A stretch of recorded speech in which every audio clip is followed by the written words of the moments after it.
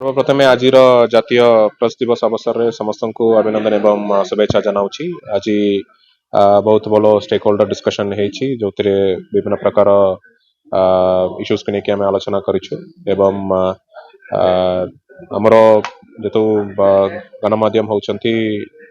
गणतंत्र चतुर्थ स्तंभ से हीपरी कोरापुट जिले में जतक भी आम न्यूज रिपोर्टिंग करुँच समस्त कोरापुट जिलार विकास पाई एवं कोरापुट जिलार उन्नति पाई समस्त आम सहित जड़ित होकी काम करी आसुछंती।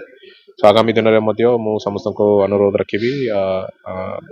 जिला प्रशासन संगे आपण मैंने मिलमिशिकी आम समस्त को रेगुलर फीडबैक दे था लोक मानकर जहाँ भी फील्ड लेवल रिक्वायरमेंट्स अच्छी सेटा को आम नजर रे जो रेगुलरली आणुचंती से काम जारी रखते निश्चित भाव में जिला प्रशासन तरफ जहाँ भी सपोर्ट गणमाध्यम प्रतिनिधि हो लोक मान हो आम निश्चित भाव में आगामी दिन में से सब एनश्योर करने आमर प्रयास जारी रही।